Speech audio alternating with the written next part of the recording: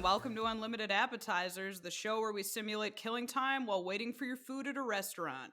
I'm your host, Erin. And I'm your mushroom gardener, Mancha. Erin, how was your week? Lovely. We're recording on a Friday because on Wednesday, when we normally record, I was at a concert. I was seeing Pup, one of my favorite bands, so that was fun. Other than that, my week has been kind of uneventful. This week's been quiet. I'm not looking. I have a busy weekend up ahead. It was Teacher Appreciation Week, which was cute. I got a bunch of cards from a handful of students. Did you feel appreciated? I did feel appreciated. I received like the kids were like, yeah, we all wanted to draw you a card, but they said there were other teachers that we had to draw cards for, so we weren't all allowed to draw one for you. And I was like, guys, wait, they made them divvy it up between teachers, and they had to pick, and they like fought over being the ones to give you a card. Oh, that's awesome. I don't know if I don't know if I'm a good teacher. I'm a popular teacher. There you go. That's something. That's something there. I'm doing my best. Well, I mean, everybody kind of learns the same stuff when you go through school, and you remember the teachers that were fun or like nice to you. So I think it's good. I think you're doing a good job. I got some really, really like good and absurd ones. There's one that just had like a bunch of like pencil drawn like Among Us like spacemen up on the front. Yeah. There was one that had like a drawing. It was like the goat of wisdom, and I'm like, that's a good one. There was one that's just like, I like your really cringy jokes, and I'm like, thank you. You know my brand, dude. That's the correct answer. That's awesome. Yeah, there were a bunch of fun ones. So I don't know. It slightly unmelts my frozen heart. I have a pretty uneventful weekend ahead. This is like the first weekend in forever where I like haven't had anything scheduled. And it's Mother's Day Sunday, and this is my first Mother's Day where I don't live in Rochester. So my brothers are taking my mom out for Mother's Day, and I'm not there, and I feel bad, so I sent her a gift in the mail, and she watches the podcast, but this will be after, so it's fine.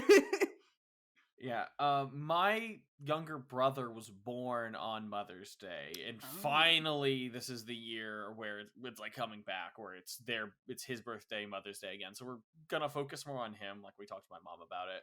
Right. But I've got that, and then I'm helping my mom with a bunch of stuff. And I've got jury duty again next week. How does that keep happening to you? Okay, so I had jury duty for the municipal court, and now I've got it for so basically I had it for the city, and now I have it for the county, because our city is the county seat, which is good for the very least because it's really close. I have to do very little driving to get there. It's like literally I could walk if I really, really wanted to. Damn. It sucks because I still have to prepare like everything for like a day's worth of school and give it to a sub, which is honestly harder. Yeah, no, I've heard that from people I know that were teachers. I would rather be there and do the whole school day than prepare a bunch of stuff for a substitute. It's harder. It really is. Because you don't want to like leave them in the dark, but you got to give them very specific instructions for stuff that you would just like do, you know? Because I do a lot of riffing, right? Where I'm just like, yeah, we're gonna talk about this today, and then we'll see where things go. I can't say just riff on this page. I have to give them very specific instructions and like do these assignments, and then I have to come up with assignments for them to do. And I'm not looking forward to it. I'm really hoping it gets canceled. Yeah. I've really lucked out the one time I've ever been summoned for jury duty. I had just moved here, and they were like, just send us a piece of paper that you don't live there anymore. And I sent it, and I was like, all right, I don't have to go. I wish I could do that. Yeah. I got out of it during college. I got called during college, but now I have gotten it basically in March and now in May. Woohoo! Fine. I'm hoping that I'm just like free for like a little bit after this.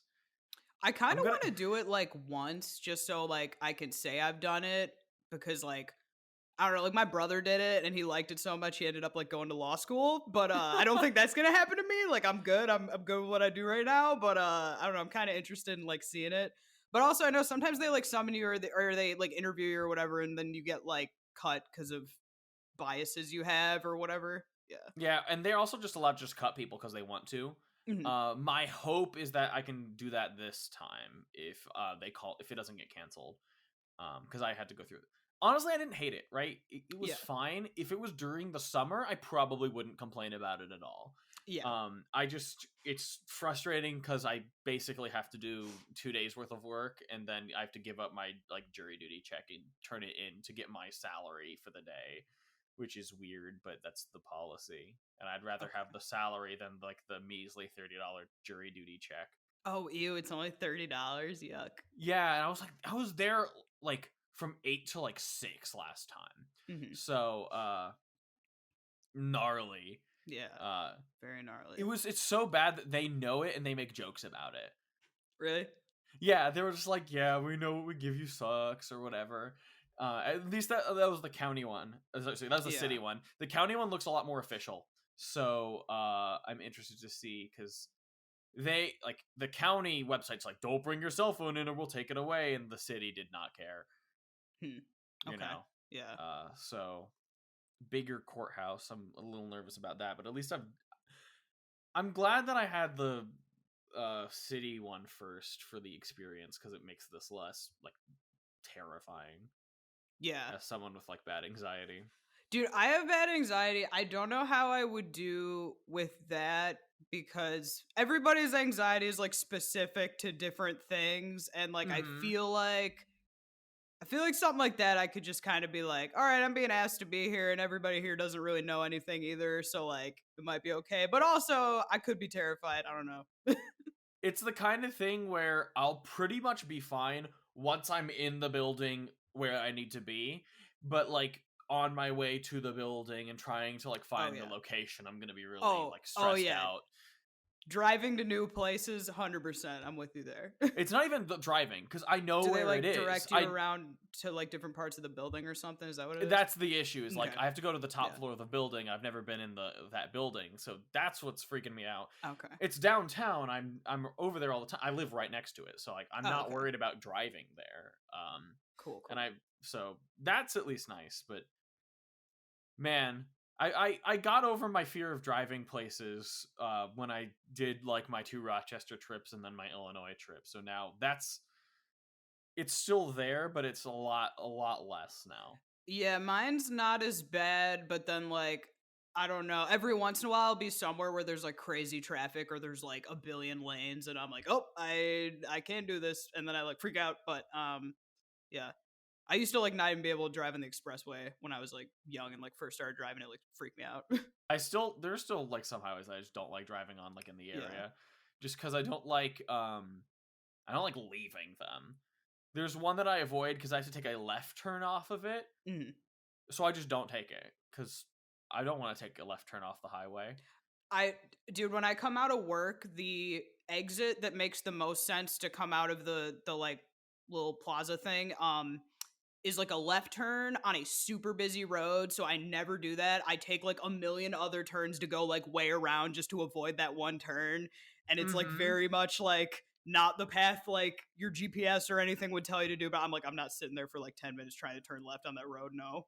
Yeah, I've learned like ways to now that I'm driving more since I live on my own, like I've learned ways to like navigate the city more effectively, which has been really fun. Just seeing like, oh, how can I get from this point to this point, because the GPS is not going to be the fastest way. Yeah. Because I can find routes that don't have like lights or that have easier turns or whatever. Yeah. All right, so let's go ahead and jump into our first segment. We kind of had like touched on this a little earlier in another episode, and we wanted to actually sit and actually talk about like some nostalgic video games for us. And I think there's a lot of places we can go. So how I wanted to start is asking about let's ignore like computer games for a little bit, right? Because I don't know about you, but I mean very specifically like when you're a little kid, like CD-ROMs on the computer. Okay, Like, I what was was gonna the say I think like 90% of my list is computer games, but there's some stuff that's not. I'm trying to get Yeah. to like the question of like what was your first like console or handheld video game? Oh, I remember this, the first console game that I ever played like on my own was Donkey Kong 64. And I never got very far in it, but like I think I would get through like the first world maybe. But I remember because like before that I would only play games like with someone if they were like watching me or it was like a multiplayer thing, and that was the first thing where they let me just like sit and play it, and I was like, oh, this is the best. But yeah. I have a lot about computer games, but like I wanted to talk about. I love that it's Donkey Kong for you too, because my Really? first, it was a different one, Right. but my first video game, like when I was 5, I was given a Game Boy Advance SP, like so I have a red one. It's in like one of my drawers back there. Okay. And I got Donkey Kong Country 1 for the Game Boy with it. And that was the only game I had for I think 6 months, and then I got the second one, and then I had Wow. so for like a year I only had the first two games. Uh, they are still some of my favorites. Donkey Kong Country 2, I will argue, is in my top 5 soundtracks for video games ever because David Wise is a genius. It was number 1, and then Undertale happened, and I really can't say no to Toby Fox. But yeah, like the Donkey Kong Country games have meant so much to me because I've spent the most time playing them and being really bad at them as a little kid, and now I'll just pick it up and like I'll like 100% it again. I've 100% all of them multiple times at this point. My brother Kyle had like the Donkey Kong 64 like book, like the guidebook, and Mm-hmm. he like 100%ed it. But I could never do that because I just was not like skilled enough for it. I have kind of a weird like love-hate thing with that game because I love it and I'm very nostalgic for it, but like as an adult now, I can see that like there's a lot of like big design flaws with it. And just like the biggest one is there's 5 characters and there's a ton of backtracking. Like they'll lay out like collectible items that only one character can pick up, and you have to go through the same area like 5 times to keep like running back to the tag barrel and like get the other person and like come back and do it. um but it's still like fun, and I watched Donkey play it. He was like streaming it, but it was just Okay. funny watching him like rage at the parts of it that were like kind of not so great, but still like Mm-hmm. really great game. I've tried to play it before, and like it didn't grab me as quickly as the others do. Yeah. But it's harder to like suck me into a 2D platform than like a 2 or 2.5D because that's just a genre I really like. Yeah, it's like Okay. a 3D thing. Yeah. Okay. Yeah. Circling back around, so like, what are your like nostalgic computer ones then? Because I have a ton of like before I had like a Game Boy, like when I'm like a little like 3-year-old or whatever. We had a bunch of like CDs for like the family desktop. Oh, okay. That like we Yeah. slowly compounded. And I have a ton of games that like who knows if anyone's gonna remember them, but like I mean we talked about I Spy, which was like that was Yeah. surprising. Yeah. Um Big series I really liked. Have you ever heard of Clue Finders? No. Like it sounds like maybe a name I would have heard, but like I have no idea. Clue Finders was I'm gonna this look it up it really was like an quickly. educational video game series. Hmm. Like and the big like main 4 games was they like 3rd grade adventures, 4th grade adventures, Oh, 5th and 6th. I had a CD of this, but I don't think I played it because we had like CDs from like my brothers and stuff too. These were really really fun. The first one, like the 3rd grade one, is probably my favorite one because it's like, yeah, let's just go explore this rainforest where there's like just like some conspiracy that I don't remember, and you have to solve like easy math and English problems or whatever. Huh. And I don't know, it was a lot of fun. I want to play them again. I don't know if I'll be if there's a way I can. Because again, it's hard playing old games on new hardware, which sucks. Yeah, I've been trying to do that with some things. There's like some where you can get like a rip of it online and I'll like play it, but like anything that was on like a CD like won't like run. And also like we got rid of a bunch of our CDs, or maybe we kept I think I made my mom keep like some of the ones that I like, but they're like 10 hours away from me right now. Okay, so I have a computer game that I vividly remember. I think I may have told you this story before. There was one day where I was supposed to go to school, and my mom was like, "Hey, I'm gonna actually keep you home from school." And I was like, "Oh, that's weird. Okay, I'm just gonna play Pocahontas all day." And I had like a Pocahontas computer game. Like years later, I was like, "How come you never let me stay home from school like you did that one time?" And my mom goes, "Erin, that was 9/11." I haven't heard this, but I saw it coming. I knew where it was going immediately. Yep, because it's like kindergarten, it's like around that time, and it's like, yep. Yeah. I was like, "Oh, I had no idea that was why you kept me home. Interesting." Uh-oh. Yeah, I don't remember that at all because I was 3. So, Oh yeah, you're younger than me. What the hell? I'm younger I'm Yeah. younger. But you also like did more college than I did, so it evens out, Oh yeah, yeah. right? Fair. A little bit. I did skip a grade, but that's like besides the point.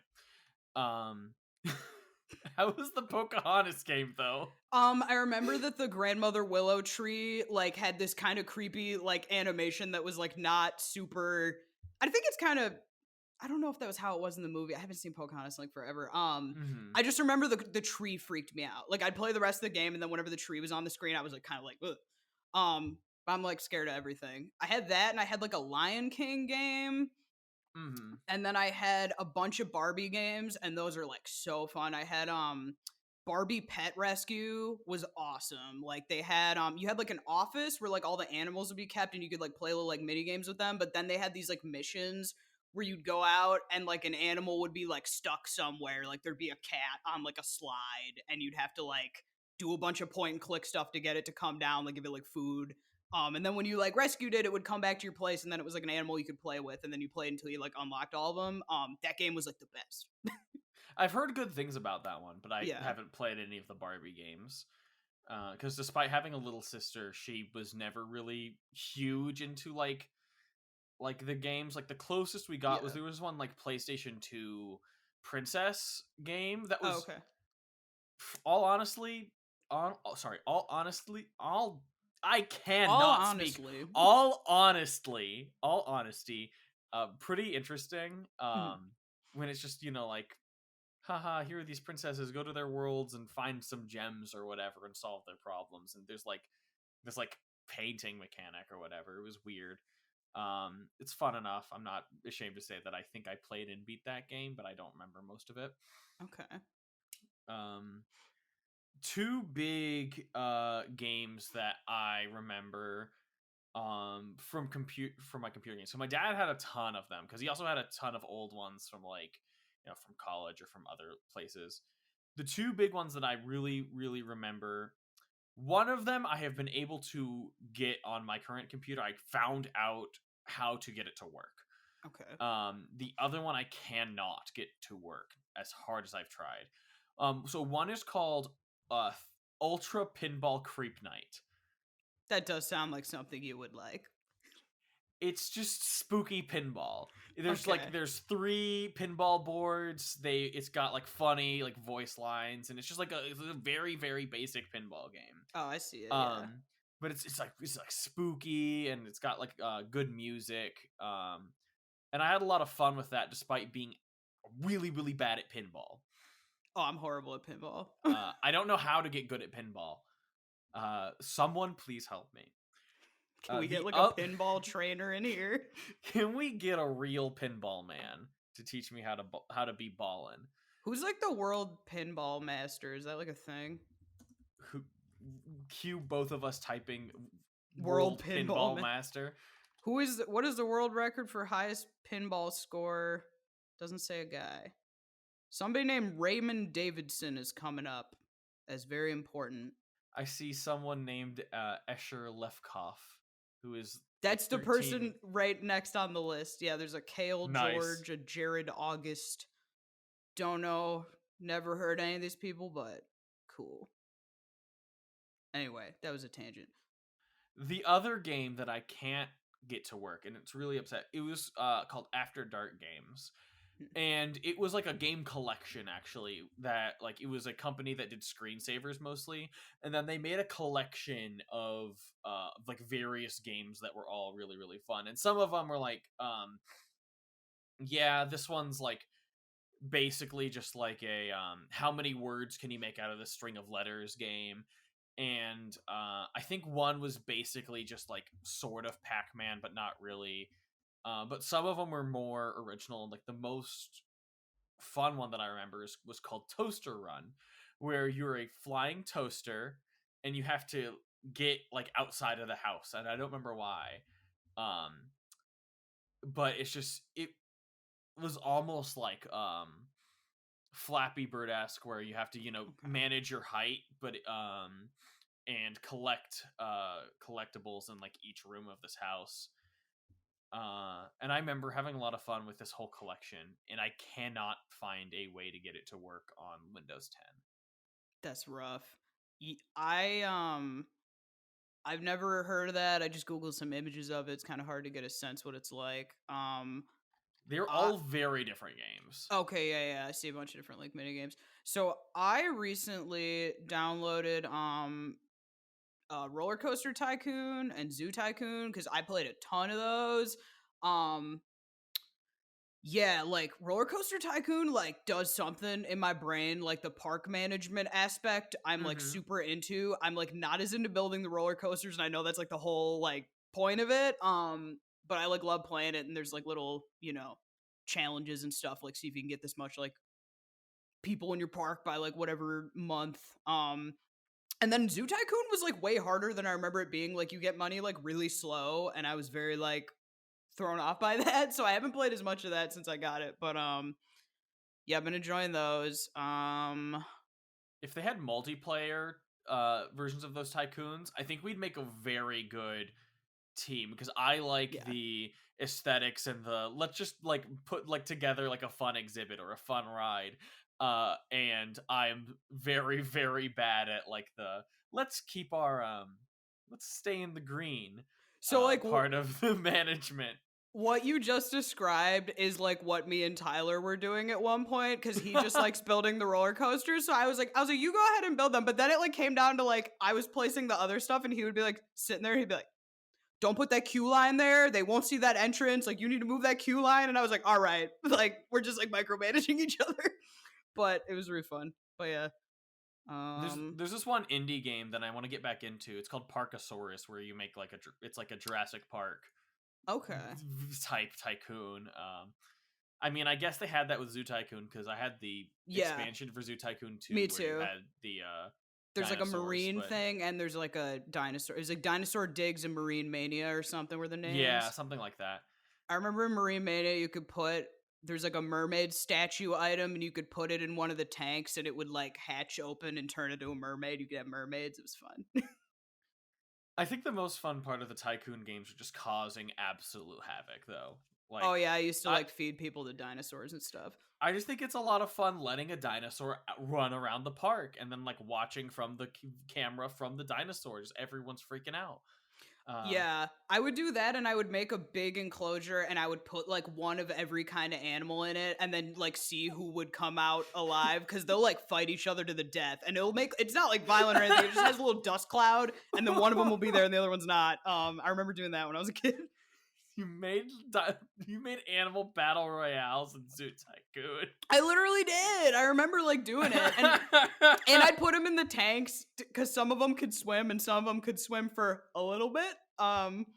Yeah, I was evil. Like when you're a kid, you're not, you're just like messing around with it, see what it can do. I'm not being like judgmental. This is just hilarious. Yeah. Well, it's like, I played a lot of The Sims, and I deleted a lot of pool ladders, so. That's one thing I still have not really played ever, just because I've never really gotten my hands on The Sims. I'm sure I'd enjoy it fine, again, because I'm sadistic and horrible. I love it. I got so many issues with Sims 4. Sims 3 was like the best one, and then Sims 4 was like a massive step down. They went like all on like character customization, and then made like the actual game not as fun to play, and took out like a ton of features. I remember there was a post some guy made around like when it came out, and it was like, here's 1,000 things that were in like other Sims games that aren't in this, or it was like maybe it was 100 or like a couple hundred or something, but it was like a really, really long list of things. that were just like removed features that you then had to like buy as like DLC or something. Are you saying you don't like the literal thousands of dollars of DLC that this game has, Erin? Yeah, I know. You bought me some of it. Yeah. I remember it was like my birthday or something. I don't Yeah, remember what. it was a Yeah. birthday gift. There's so much. Why is it so expensive? They're so expensive That and they does not don't make sense. They've been out for years and years and they never get any less expensive. It's so annoying. Yeah, 3 is my favorite, and I don't think I have any of 3 on this computer. I have like discs and stuff, but like I don't think they're like installed. I don't even know if I have them here. But yeah, no, they're all something. But 4 is probably my least favorite. That stinks. Yeah, It sucks when game series like do that thing where they get bad. yeah. We could kind of talk about this forever, but I think we've done like 15 minutes on it. You got any more you like really want to hit? I hit all my main ones. I mean, I could talk about Pokemon forever because I've been playing Pokemon since I was like 8. I want to Yeah, talk about how I got into Pokemon at least because I think it's mildly interesting. Because for sure. the longest time, I'd heard of Pokemon and I'm like, that's dumb. Mhm. Pokemon's stupid. I'm now the biggest Pokemon Oh yeah. fan. Uh, I've made a very drastic change in my worldview, and I think it just came down to like, I used to ride the bus only home from school, and there was like a friend I made on the bus who like he'd play like video games a ton on his like Game Boy, and he had Pokemon. And just like from talking to him and like looking at like him play this game, I'm like I'm kind of getting interested in this. So my first experience with Pokemon is I got my parents to like take me to a GameStop. I wanted Fire Red, but they only had Leaf Green, so I got Oh, Leaf Green for the Game Boy. I had Fire Red. And I go in and I start the game up, and I'm like, okay, I'm gonna nickname all my Pokemon, and I'm gonna give them all the same type of nickname. I get my Bulbasaur. His name Bulba Guy. I get a Love it. Pidge Guy. Oh, I get like a Caterpie, Catter Guy. I remember this vividly. excellent naming scheme. I love it. I'm a Now, big fan. now hold on a minute, because I evolved my Caterpie, I think, or my Bulbasaur, one of the two, pretty quickly, and it evolved into whatever, which one it was, and I'm like, wait, how do I change the nickname? Because it's wrong now. I have to change it, and Yeah. I didn't know the Pokemon back then, so Yeah. I didn't know like what to expect if I wanted to keep this naming system updated, and I didn't know that later in the game I'd be able to change the nicknames. And I like struggle with this for like 10 minutes, and then I just turn the game off and start a new save file. I just completely start over.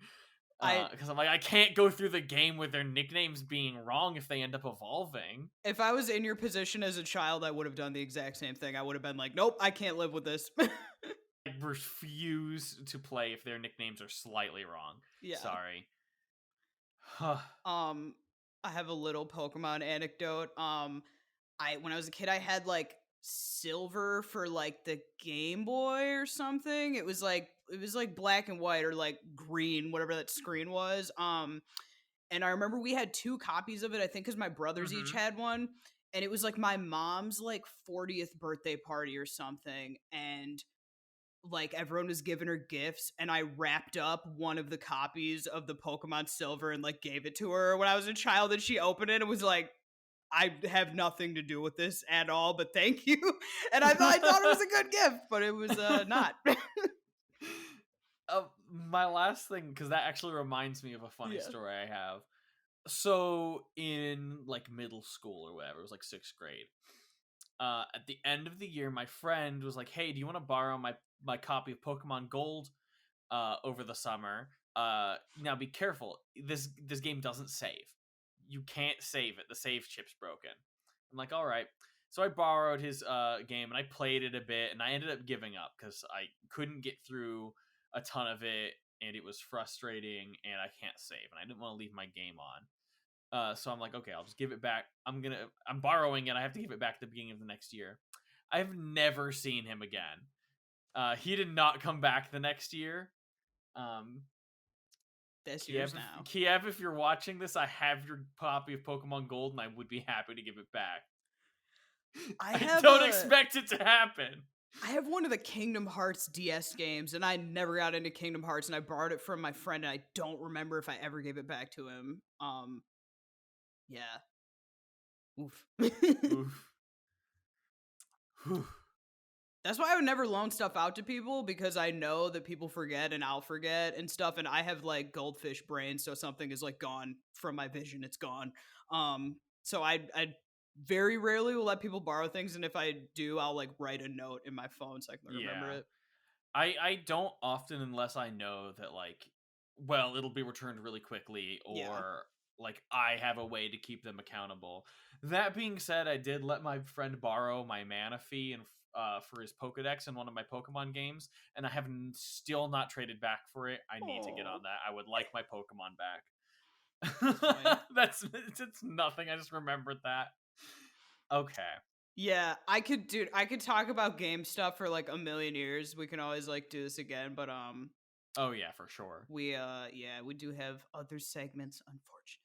Yeah, so what's our next one? Yeah, so next one, so I kind of had this idea when we saw that Elon Musk was buying Twitter. I was like, oh, we should do like a Twitter thing where we just like show our favorite tweets and kind of like, the platform might change. Here's what we liked about it, whatever. Before we all abandon this hell site. Yeah, exactly. Like, I don't know what's gonna happen now. Yeah. So basically, we just kind of went through our old tweets and we just bookmarked ones that we thought were funny and we wanted to just like read out or like talk about. While I was doing this, I realized that I really only like tweets from like my friends and a couple like accounts that have the same gimmick and just post the same thing like every week. And then like every once, like every like 20 tweets, there'd be one that was like a normal tweet to like, and everything else was just like friend, person from like a band or a YouTuber I follow, like the like Mr. Krabs, like what you made it to, congratulations Sailor, you made it to Friday, like those kinds of posts where it's just the same thing you like it every like week. Ladies and gentlemen, the weekend. Yes, ladies and gentlemen, the weekend. I had that one. Yep. I had the Saturdays are for dad, made for dads, and dad's car. Yep. And dad's car. Yeah, all those. But I found some. Also, I noticed, do you remember, I think, when did we talk about Brother Bear? Was that last episode or the one before it? Oh, I think it might have been the second episode. I absolutely don't remember which one is which. They all blend together, and there's only 3 of them. That's really bad. So, yeah, I know. We're already forgetting. So, we talked about Brother Bear, and we both had, like, a traumatic Brother Bear story. I realized we've had that conversation before, because I was looking through, like, tweets, and one of them was a tweet from you from, like, a year ago that was like, I'm glad someone else has Brother Bear trauma or something, and I liked it. And, like, it must have been about that. Like, we must have had that conversation. I was like, what the heck? I think we've had it, or there's just, like, 3 of us. Maybe there's a third person in the club. It's both. I feel like it's both. All right. So you want to just go back and forth with these? Sure. You start, because I feel like yours are gonna be funnier because I don't interact with Twitter as much. But yeah. Okay. So like, I also picked a couple accounts that I'm like really, really big fans of. That I'll be reading a couple from. So. And this is probably just straight up cheating. My first handful are from Drill, who is the premier shit poster on this platform. Like, it's his like name is Wint. It's at Drill. It's like the really blurry guy with the glasses. I know you've seen some of these tweets. I'm sure I have. He is like the premier like Twitter anonymous funny man. So I picked a couple. But I really liked this really recent one, which is, oops, another 500,000 worth of NFT ape shit got stolen from me somehow. Weird. Good thing I still have all 200 of my IQ points. I love that post. I love that. Oh, that does sound like an account I'm gonna have to follow. I have a recent one too that I just found like today or something, and it just says, If only there was a place I could buy furniture while eating meatballs. It's just like an IKEA joke, but I love it. I think I have one like that, and I'll have to find. I might come up on it later, but I think I have also an IKEA joke about meatballs. Oh, it's funny. Well, it's a very weird novelty thing to have at your store, at your furniture store. I'm a big fan of the concept of IKEA. It's a fun place. All right, my next one, another one from Drill. This is one of my favorites. If your grave doesn't say "Rest in Peace" on it, you are automatically drafted into the Skeleton War. Oh, I like that. I like that one. That's a good one. Just it's the same guy. Class, yeah. The first few I will be reading are from him. I had a bunch of You follow Caucasian James, or you know who he is? Yeah. I follow him. I had a lot of like tweets from him. He's just like so goofy.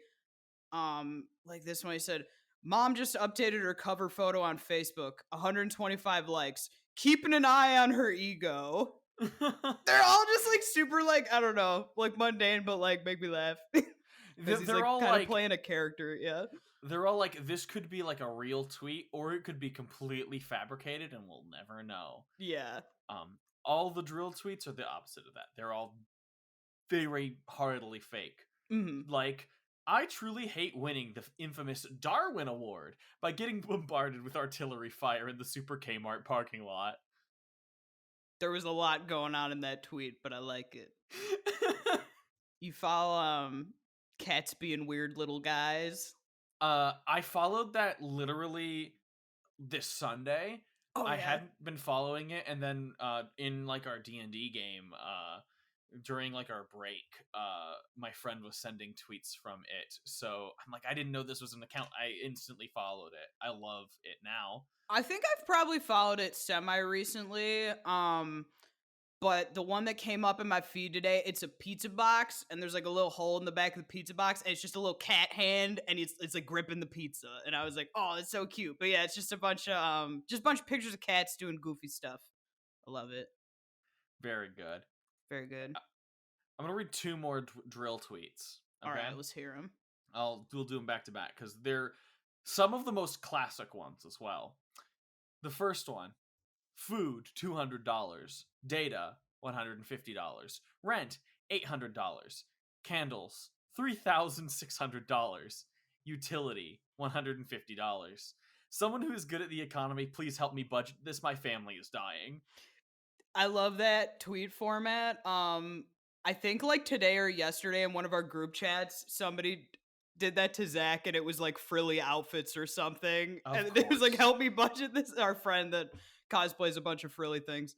That was the original. That is the genesis of that format. Okay, so this guy pioneered that. He is an internet pioneer. I love that.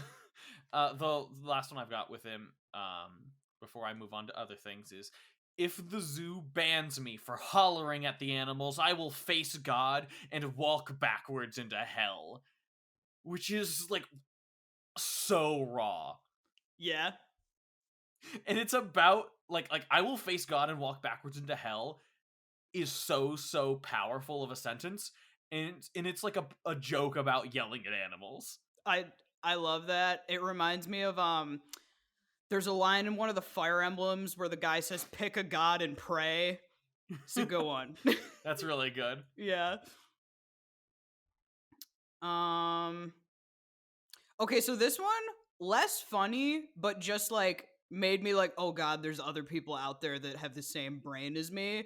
It says, "I hate how many leisure activities make you wear paper wristbands. How am I supposed to relax while wearing a paper wristband?" That is me, because I have crazy sensory stuff. If there's ever something on like my arm or on like my hands, it drives me insane. So like when I go to like a concert or something, I have to wear one of those wristbands. It like legitimately bothers me. And it was funny because all the replies were either people being like, "Y'all are insane," or people being like, "Yes, I have this exact problem." I love that it's just dichotomy of two different kinds of people. Yeah. You either hate them or you're like, what's wrong with you? You're like, why is this an issue in your brain? Yeah. Very recent tweet that I've fallen in love with. Have you watched any of Sarah Zed's videos before? I think I bookmarked one of her tweets, But wasn't I in one? Is that the one where we were in it? Yeah. The Homestuck one. Yeah, she made a Homestuck video, and we did a Homestuck cosplay group. And I wasn't even into Homestuck, but they just asked me to join, and I was like Gamzee, and it was very cursed. But it was our group photo. Anyway, she used it in her. She used it in her video. It was interesting because I was like, wow, this person has a lot of followers, and I don't know who they are, and a photo of me is in their video. Yeah, I've been really, really enjoying her content lately. This tweet is an influencer werewolf named Like and Subscribe. That's on mine. That's on mine too. It's that exact one. Yes! Yep. Hell yes! Like and subscribe. I love that one. I probably saw it from you liking it, honestly. I did retweet it. Yeah, that's probably where I saw it then. That's funny. Another thing that I realized that was just all of my likes. So I've said this before. I follow the guy that Shane from Stardew Valley is based on. Yeah. And he's got a thing going where he had like a post, and it was like, for every like on this post, I'm going to give this chicken I have a hug. And it's like a real, like he has chickens. And he's on like hug like 400 or something, and it's just a photo of him hugging the chicken like every day. That's adorable. But I just saw him posting that I think he's moving and he doesn't have the chickens anymore or something. So I'm like, oh man, I really liked liking those chicken posts. Now I'm not gonna get them anymore. I have a couple from like just some smaller accounts that I don't think are necessarily notable people. Okay. Knowledge is the understanding that the rat's name is Remy. Wisdom is the understanding that calling him Ratatouille is simply funnier. Oh yeah. That was like, I didn't put it on the list, but I saw one and it was like, why does the Ratatouille game have a nightmare mode? And it was like difficulties, and it had like nightmare difficulties. I remember seeing that one. Yeah. I love that. That's terrifying. This one gave me a chuckle. You rarely anymore see a piano fall on somebody's head and then they open their mouth to reveal their teeth have been replaced by the piano keys. I love that format. Like those in the like the Awooga type like posts. Oh yeah. Okay. Next one, I'll put it up on screen. Okay. But it's biblical angels, but their true form looks like the patterns in 90s arcade carpets. So I want you to just to like imagine like, you know, like pure black carpet with like wacky, like colorful symbols all over it. And then they all just have like big block, be not afraids on them. I'm pretty sure those carpets is like what you and I both aspire to be in life. Like we want to be those carpets. That is like my dream aesthetic. So this post I love because I love like, you know, like angels and stuff. Mm-hmm. And I love my sentence just died there. I love arcade carpets. I love wacky patterns. Yeah. No, definitely. It's a very you post. Yeah. This is my header on Discord. Oh, it is? Okay. Yeah. Yeah, so that was a very you post. This one's a very me post. It says, "Hello, 911. My wife is being too loud on her Zoom calls, but I can't say anything because she's making more money than me." That's like what I want to be in life. Yeah, are you like you want to be the wife? I want to be the wife. I'm too loud and I have money. I want that kind of wife. I respect it. Yeah. You're a good wife guy. I'll get there someday. I know you have to have seen the picture of the cat who macked the cheese too hard, right? Oh yeah. Where he like dunked his face in the cheese. It's like nacho cheese in his like little paws. Oh, he's so cute. Right? Yeah, I love that one. That's man, cats. I love them. Cats are the best, dude. I follow Eddie Burback, and like I follow him because I watch his YouTube videos, but his tweets are like really funny. Some of them are maybe like a little bit too like deep lore to explain. But he's got put this one on the screen. It's just an image, and it says it's got like the red pill, blue pill thing, and it says, "Oh shit, I took both pills and now I'm stuck in." And then it's a YouTube video, and it says, "My chihuahua drinking Mountain Dew Baja Blast." And it's like a video from like 6 years ago. And he had like several tweets about this Baja Blast Chihuahua video. And I was a big fan of them. It was around the time when Squid Game came out, and he had like a okay. post comparing like my chihuahua drinking Mountain Dew Baja Blast took 1 minute to make, and Squid Game took 10 years. But yeah, I've got a couple open that I'm really big fans of. One of them's from one of my mutuals, Nate Mango, which is Epic Rap Battles of History Obama voice. Let me be clear. Don't get it twisted.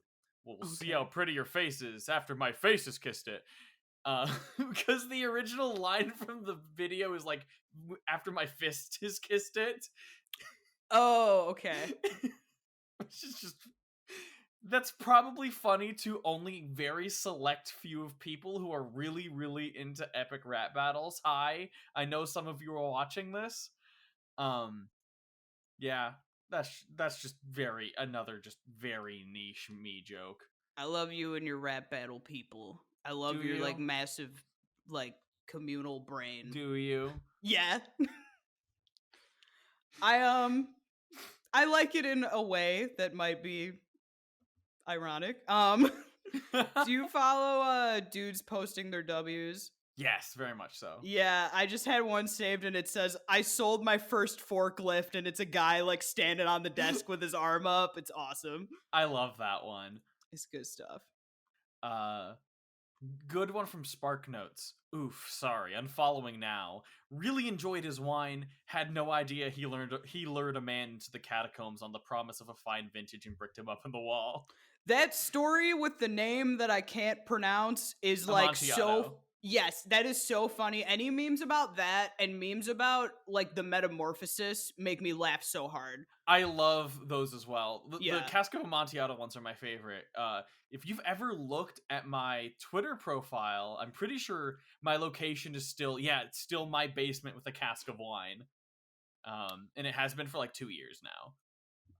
I love that. I was looking at like, cause I was going through and I was looking through my likes, and it was just interesting seeing the phases of things on Twitter and like what trends I interacted with and stuff. Cause like I liked a lot of tweets about like Squid Game. There were a lot of stuff about like the Pete Davidson dating like Kim Kardashian. There were just like phases of time where everyone was talking about the same thing. Anytime there's like a holiday, it was just like a bunch of likes in a row about like, here's a holiday. It was just kind of interesting watching like the communal like brain shift of everyone at once. It's really funny being like, oh, I remember that like that large thing everyone talked about for one day and then everyone forgot about afterwards. Yep. And then it was just gone. Like Elon Musk Wario on Saturday Night Live was one of the ones that I found. Yes.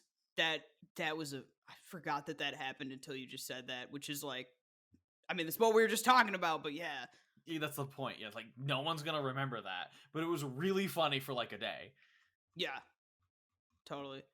I have a ton of these, but I'll cut it down to the ones that I really, really want to focus on. Okay. So I have one that's it's a picture of George Costanza from Seinfeld. They ratioed me, Jerry! They ratioed me! Do you know how long I won't be able to show my face on the timeline? Any of the modern Seinfeld like memes are so funny where they try to adapt it to like current culture. I love those. There's like some people on TikTok who do them, and they do the voices really, really well too. Like you can tell which character they're parodying just because just the way they inflect it, and they're like modern jokes. It's really, really funny. Oh, I'm gonna have to look at those. I'll have to find that. Yeah. I'm gonna leave with one more. Yeah. You do one more and then we're good. I've got one more. This tweet is from Danny DeVito. Oh boy. It is from 2009. And it simply says, all lowercase, gaming. I love that. He's a true gamer. He's one of us. It's from like... What is that, 13 years ago now? Yeah, that's what, yeah. I want to know what that means. I think he was gaming.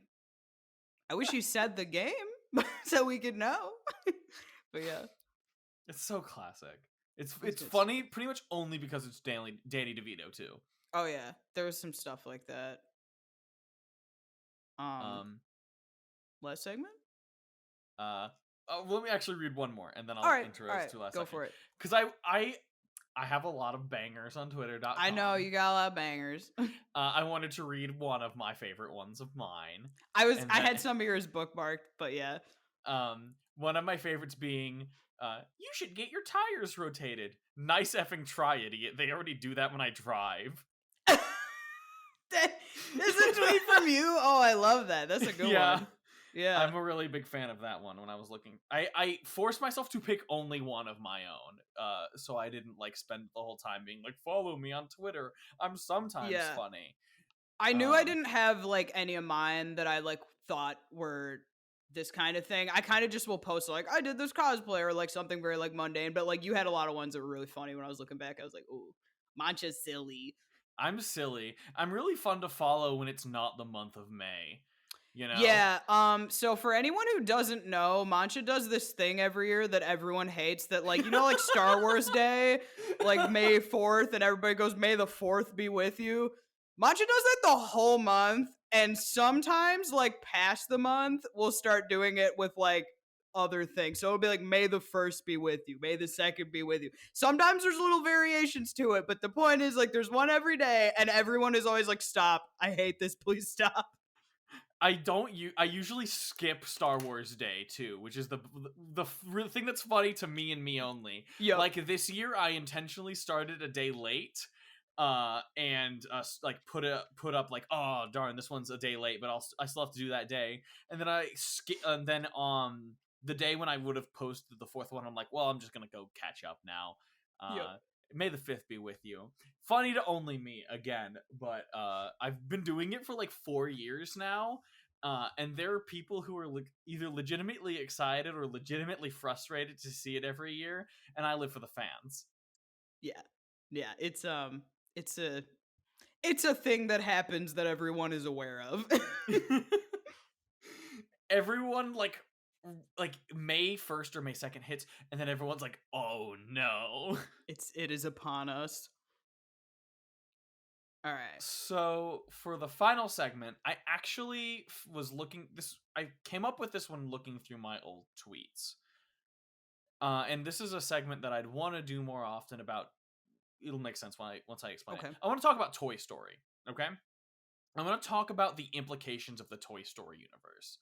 And I think it'd be really fun to talk about like other like fictional universes and the rules. Yeah.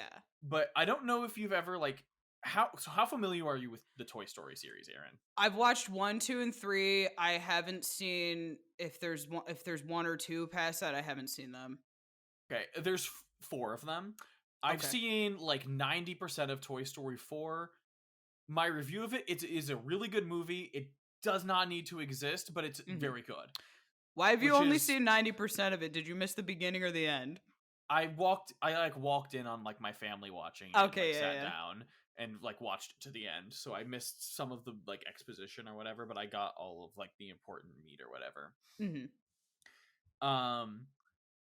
But we need to talk about all of them to kind of get into the existential anguish that is this story, right? Yeah.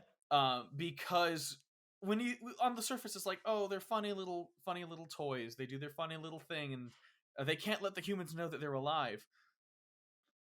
This opens up like a lot of doors to a lot of really disturbing things. And I've like cataloged a handful of them that I want to talk about. I have talked about this to some other people, on like one of my friends was like, well, I mean, it's just a necessary storytelling device, to which my response is yes, but we have to ignore that for the sake of this being an at all interesting discussion, right? Yes, like it is necessary for the story to work, for the rules of the universe to be a little messed up and vague, and kind of avoided, but that's no fun. Let's throw that out of the table, pretending this was a real universe. Okay. I want to talk about first what decides that a toy is sentient or not. Okay? Because there's ones that aren't sentient in it. Ones that we don't, at the very least, don't see. So how I want to do this, I'm going to pose the question to you, and then I'll bring up like my points I have. That's just like, well, actually, on this. What do you think? What do you think would make a toy sentient versus not? Right, like the rules, like in their universe. Yeah, in their universe. I feel like if it's in any way even slightly anthropomorphized or could be like made so, and I feel like it wouldn't be if it was like, I don't know, like I don't know because I don't exactly remember. I feel like just something that's just like a ball maybe wouldn't like like the existence of like a potential bouncy ball actually is the reason I came up with like this bit, specifically this question, because we have all like the humanoid toys, and we have some other toys that, okay, they're not human, but they have eyes or they have like a mouth or something, like the RC car, right? Who has eyes but is mute, doesn't have a mouth. But we also have, say, the Etch-a-Sketch toy. I was literally just gonna say the Etch-a-Sketch. I remember that one. Yeah. Etch-a-Sketch has a mode of communication, but it doesn't have a face. So it has no physical eyes and no mouth. Okay. So the best I can figure is that they need to have some form of communication, whether it literally just being eyes to like emote. And I haven't found any loopholes in that yet, because I want to know whether the bouncy ball, like, is it alive or is it not? Like, what would be the distinguishing thing between, okay, the RC car is alive, but like, say, Barbie's car is just like a car they can drive around. Oh yeah, no, yeah. Okay, with the cars, I really don't have an answer to that because like the one that they just drive around, they like get in it and drive, like you don't see it like talk or anything, but like that wouldn't necessarily mean that it's not alive. But then there's like another one that does it like beep and like do stuff where it's kind of like emoting in some way. Like RC again, like can basically emote and stuff again. Yeah. Yeah. I guess maybe like the Barbie car is kind of like an accessory to Barbie, and like the car is kind of like its own franchise and its own thing, and that could have been why they made those different. Which makes sense, but it's weird seeing where like the lines are drawn. You know, like yeah, all these things that are needed to interact with Barbie in the specific way can do so, but again, it's very different for every like distinct toy, which is just weird to me. So I want to talk a bit about 4, and I don't know what you know about 4, but I'll do like a little I know basic very little explaining. about 4. Do you know about Forky? Yes, he is made with like a plastic fork and like pipe cleaners or something. Yeah, Pipe cleaners, googly eyes, and like a couple other pieces. So like 4 plays with the object, the concept that this is like weird, right? That becoming a toy can be like thrust upon you, right? Yeah. That if you truly believe that this is like a toy and it was an arts and crafts project, that it will become a toy. And so this has to happen like more often than in like the very like small slice that we get. So this implies, right, okay, if we take an arts and crafts project and play with it and name it, I assume, with intent to be a toy, then it's sentient. So what would happen in instances where we did this with some other things, right? Let's say I take a smartphone, right? I say I'm a 5-year-old with a smartphone, and I slap some googly eyes on it, and I play with the smartphone not as a phone, but like as my friend Phony the phone. Okay. It's dumb, but like we gotta play with the concept. Would this create a super intelligent smartphone toy? I don't know. Yeah, I don't know because like if it did, then like if it's handed back to the person who wasn't using it like a toy, it's just like alive but not being played with forever, you know? Yeah, like could you like thrust toyness upon something and then take it away? Like, what if they deconstructed Forky and decided we're gonna use him as a fork? Would he die? Would Forky die, or would Forky have to suffer? My thought is, if we're going like, because I think of like Sausage Party, I think he would die when like the item gets like ripped apart. But obviously they wouldn't have done that in the kids movie. I don't care about what they do in the movie. I'm caring about the implications of the universe. Yeah, well, I mean, like, I'm saying, like, yeah, like, in theory, I think he would die. The movie would never show that happening, Yeah. but I think that is, like, what would happen. Are any of the toys at any point in any of the movies, do they, like, die or, like, stop being a toy? Is that, like, ever shown in any way at all? No. We Okay. know that the toys understand the concept of death because in the end of Toy Story 3, like, they know they're gonna die if they get burned up in the incinerator. So death is a concept for them, and breaking is a concept for them because, like, Squeaky exists in the second one. But we never see, like, a toy becoming defunct enough to, like, die. And so, like, this leads into some other questions I have. So toys are, you know, let's say that it's how well preserved they are that keeps their sentience up. Let's say that then during ancient times in the city of Pompeii, we had a toy, some sort of, like, some sort of doll or whatever, and in the eruption, it was covered in ash and buried. This would leave it relatively, like, well preserved for, like, an ancient toy. Would that toy stay sentient for the thousands of years that it would lie under the rubble? How traumatizing would that be? I know. Well, okay, so they all get, like, packaged and stuff, and they're on the shelves, and they're sentient in the packages, right? That's implied in the second one. Yeah, so those toys can be in those for, like, a while, like, sometimes, like, multiple years, and they don't come out super nutty just from that, and obviously thousands of years is a lot longer than, like, 2 or 3, but I wonder if just, like, something in the innately about being a toy, they can mentally handle just being, like, alone for a long period of time, but they also get, like, sad about it and stuff when they get That's the thing. abandoned. Is like we Yeah. know that they get sad when they're abandoned because it has happened to several characters. Mhm. So, like, that's like the weird. Is there some sort of, like, physiological thing about toys that does this or not? It's inconsistent almost. Mhm. The big thing that's almost a loophole. Some of the toys are very, very bound to their constraints of their form. So, Okay. for instance, Woody's arm rips, and this, his arm's broken. Like, Etch a Sketch is an Etch a Sketch, like, etc. Right? But some of the toys don't. Like the Army Men and Bo Peep are the big ones. Bo Peep's a porcelain, like, doll who has articulated movement. That doesn't make sense. And, like, Okay. the Army Men are, like, stuck to their bases, but they also have, like, fully articulated movement.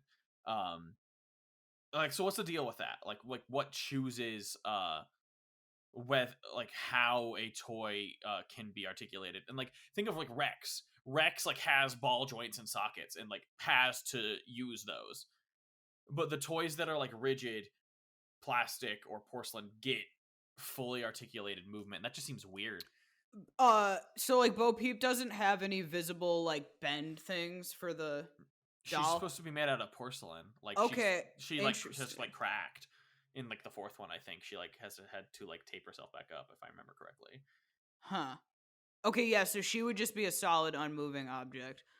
Yeah, I always assumed that she had those, like, movement joints just because, like, I just thought she was, like, a doll, and I had a lot of, dolls that did that. Let me take a look at a photo of her. Yeah, no, you're right, she's porcelain, she does not have any seams.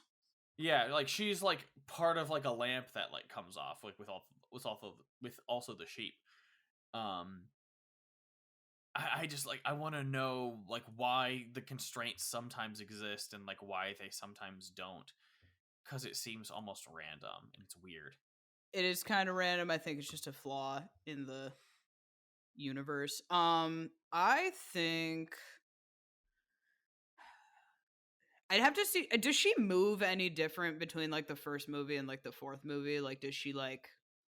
I don't remember. Yeah, I I'd have know to in the like fourth study movie it. she does like cool action stuff. Yeah. So she's got like a lot of movement.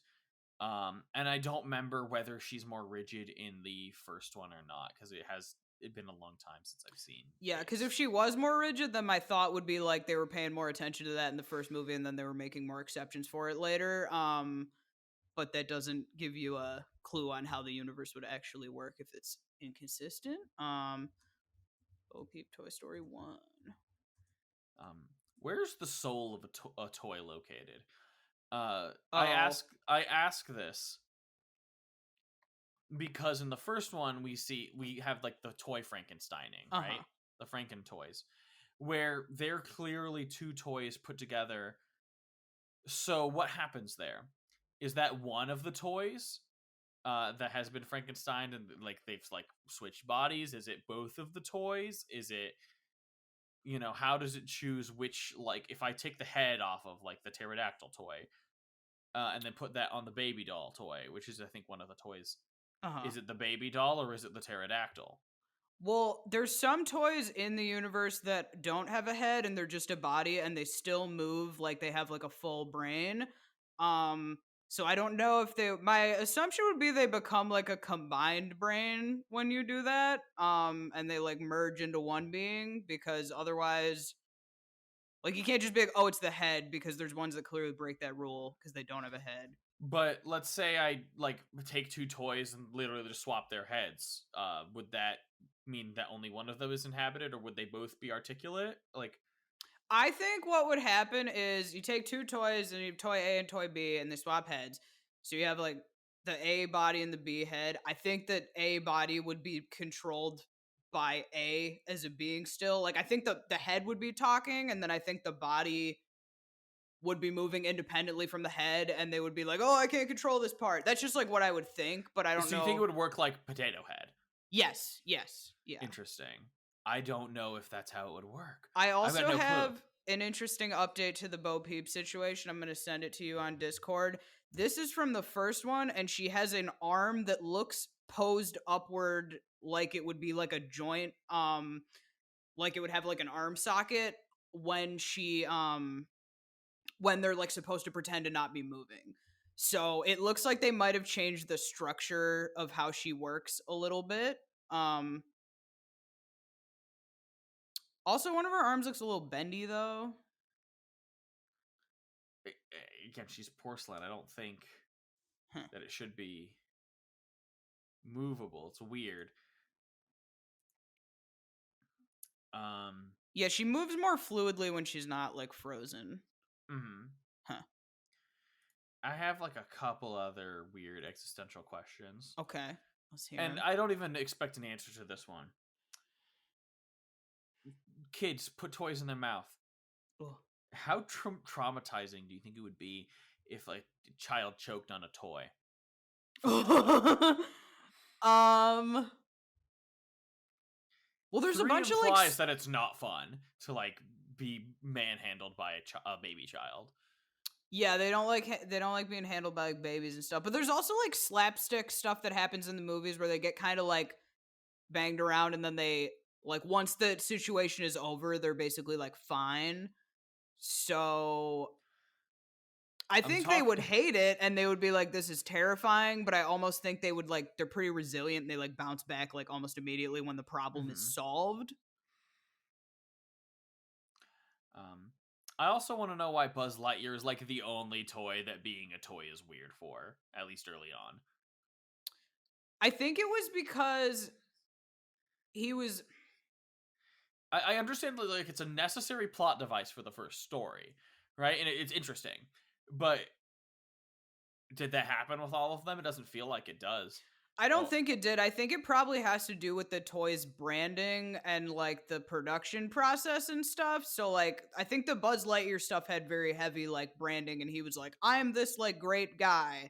And I know like Woody's also a character, but I don't know that it was as much of a like Like Buzz Lightyear's like, I'm a hero. You know what I mean?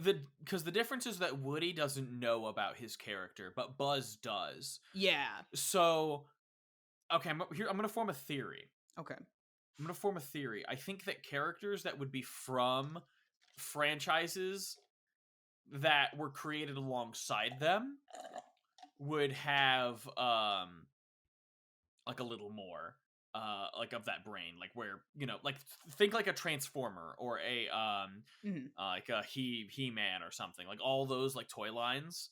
I think they would like be a little more into their characters because they were created with the show and not like a show based around this toy or a show afterwards, because we don't know the timeline for Woody and like the other in like Woody's Roundup. But Woody doesn't know anything about that, about his backstory, and Buzz does. And that's like a weird comparison. And I think that's like a good way to actually put it, I think. Yeah, I think it definitely has to do with like the branding and how what the like intention of the toy was, if it was like to sell a like a franchise. When Woody meets Jesse and the prospector guy, I'm forgetting his name. Stinky Pete. Does he know who they are? No, I don't think he does. It's been a while since I've seen 2 as well, but I'm pretty sure he doesn't know who they are. He doesn't know who Bullseye is, and he has to like learn about them. It's not like how Buzz like knows about Zurg. Okay, he knows about something else in the line. And I think the implication is that the Woody's Roundup show was created after the toys. That would make sense.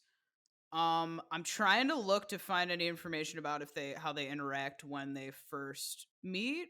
Toy Story 2. He's a toy horse in Al's Roundup collection. Well, Stinky Pete and Jesse and Bullseye know each other, right?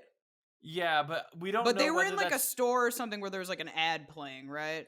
Well, we don't know whether that's because they're like all part of the collection and they've all gone through this process, or my theory now that like because this is I've never like thought about this line of thought before. My guess, Woody toy was created first. Okay. Woody's Roundup based off of the toy. Introduces these new characters like Stinky Pete and Jesse and Bullseye. Toys are made after them. They go into existence knowing about their like fictional backstories. Yeah, because it says they knew who Woody was, and they're like, "Oh, you're completing the collection." Yes, where he didn't necessarily know that. Okay, all right, I think I've got it. Okay. So I watched a little bit of the clip where he meets the other characters just to verify. They all know who he is. He doesn't know who they are. When they introduce the prospector, she brings it up and he goes like, it's a box. And then like he's confused the whole time. So yeah, that your theory makes sense where like the franchise came after and they're kind of like more accessories to him being the original character. And that's why they're all excited when he shows up because they want to complete the collection with him. But yeah, he doesn't know who they are. Yeah. The moral of the story is this series is really weird and really dark if you really want to delve into it. I definitely want to do this later. I know there's a couple, like I really want to do Cars. I want to talk about Cars at some point in this vein, because Cars also has some like terrifying like implications. Cars has some interesting stuff in it. But I think it's probably good if we go ahead and wrap up now. Okay, sure. So, thanks for watching. Make sure to, first and foremost, like, subscribe, rate us if you're listening to us on a podcast site.